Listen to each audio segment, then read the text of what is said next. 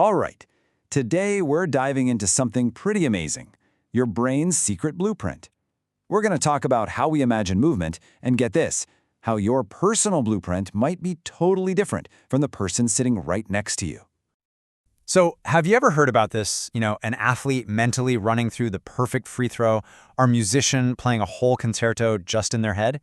It sounds like something out of a movie, right? But it's a real, legit training technique. The big question is, how on earth does it work? And more importantly, does everyone's brain do it the same way? Okay, to figure that out, we've got to look at the science of, well, imagining without actually moving. Let's dig into the basic way our brain simulates action, even when we're sitting perfectly still. So scientists have a name for this, motor imagery, or just MI for short. And really, it's the mental simulation of a movement without any physical action at all. Think about it. It's like your brain has its own built-in virtual reality simulator, using a lot of the same wiring you'd use to actually do the thing. And this mental simulation, it actually comes in two main flavors. First, you've got kinesthetic imagery. This is all about feeling the movement, the sensation of your muscles working, the tension, the flow. Then there's visual imagery. That's when you see the action happen, either through your own eyes, first person, or like you're watching a movie of yourself. So, which one do you think you lean on more? Okay, we've got two main ways to do this, seeing it and feeling it. Seems pretty straightforward, right? Well, this is where the story takes a really fascinating turn. It turns out something as simple as whether you're right-handed or left-handed might completely change how your brain goes about it. So, does your dominant hand actually change how you imagine? Well, according to some really cool new research, the answer is a big, loud yes. The hand you write with, something you probably don't think about much, seems to fundamentally shape the way you build these mental simulations. Okay, so here's the big difference that researchers uncovered.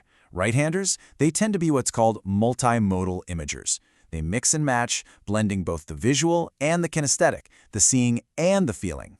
But left-handers, they seem to prefer a unimodal approach, relying way more heavily on a consistent visual-first strategy. So what does that actually look like inside the brain? Let's take a closer peek at the different playbooks righties and lefties are using. All right, a righty's brain is super flexible. Get this, when it wants to focus just on the feeling of a movement, research shows it actually quiets down the activity in the visual part of the brain. It's literally like turning down the volume on the TV so you can hear the music better. This lets them have a much richer, more focused feeling experience, and it's all backed up by these really dynamic connections between different brain areas. Now, a lefty's brain, it plays a different game. Instead of switching between strategies, it seems to lock into a consistent visual replay. The connections between their visual and motor areas are more stable, less varied from one task to the next. This really suggests they prefer one reliable method. See the action, then simulate the action. Okay, so we've got the flexible righties and the visual lefties. That covers what, like 99% of people? But what about that other 1%? This is where things get really, really interesting. So we've established that our brains have these different blueprints, right? Based on stuff like handedness.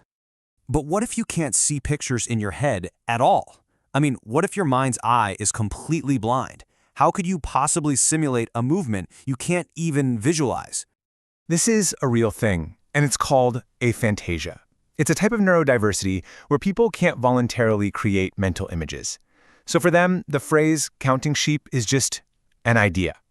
There are no actual sheep jumping over a fence in their head. So if they can't see or feel an imagined movement, what in the world is their brain doing instead?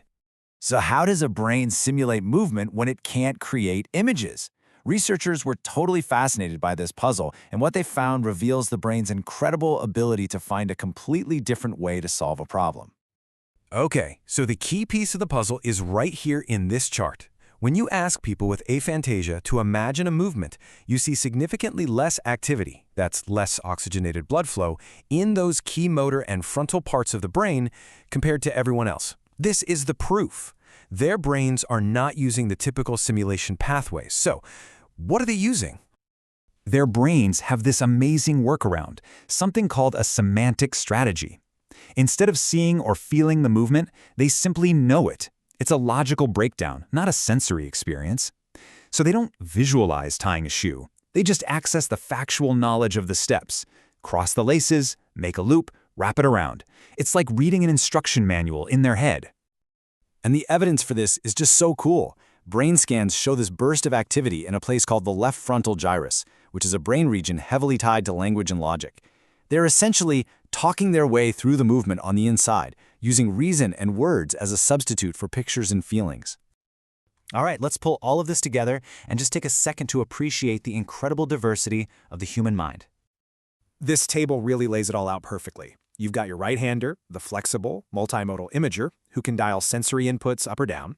Then you have the left-hander, the consistent specialist who really leans on that visual replay. And finally, you have the person with aphantasia, the semantic strategist, who rebuilds movement using pure logic and knowledge. 3 totally different blueprints for the exact same task. Just amazing.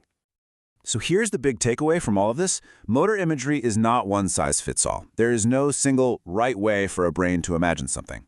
You know, neurodiversity is the rule, not the exception.